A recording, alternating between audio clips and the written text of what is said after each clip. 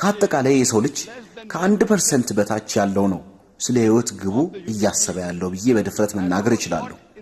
ስለ ህይወት ግባችን ማወቅ አስፈላጊ ነው።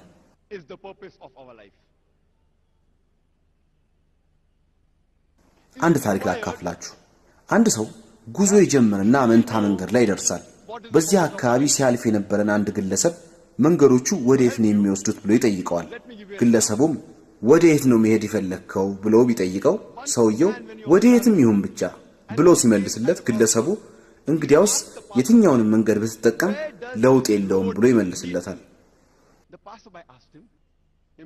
ይህ ሰው ምንም አይነት ዓላማ ስለሌለው ምንም ቢሰራ ምንም አይነት ለውጥ የለውም። ምክንያቱም እግሩ እንደመራው የሚሄድ ነው። አብዛኛዎቻችን ህይወታችንን እየመራን ያለነው በተመሳሳይ መልኩ ነው። አንድ ምሳሌ ላንሳ።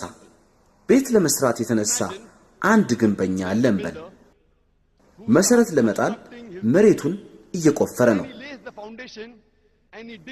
ግንበኛው ባለ ስንት ፎቅ ቤት ነው ለመስራት ያሰብከው ብላችሁ ብትጠይቁት አላውቅም ቢላችሁ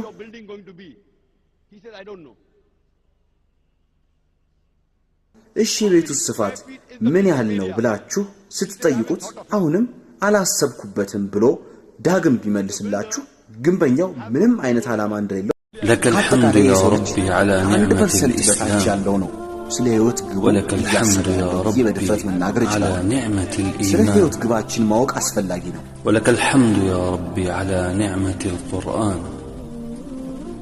ولك الحمد على نعمة عافية الأبدان ولك الحمد على كل شيء يا رحمن لك الحمد يا ربي على نعمة الإسلام ولك الحمد يا ربي على نعمة الإيمان ولك الحمد يا ربي على نعمة القرآن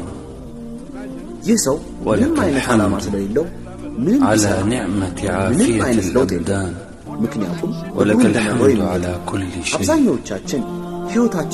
رحمن لك الحمد يا ربي على نعمة الإسلام ولك الحمد يا ربي على نعمة الإيمان ولك الحمد يا ربي على نعمة القرآن ولك الحمد على نعمة عافية الأبدان ولك الحمد على كل شيء يا رحمن لك الحمد يا ربي على نعمة الإسلام ولك الحمد يا ربي على نعمة الإيمان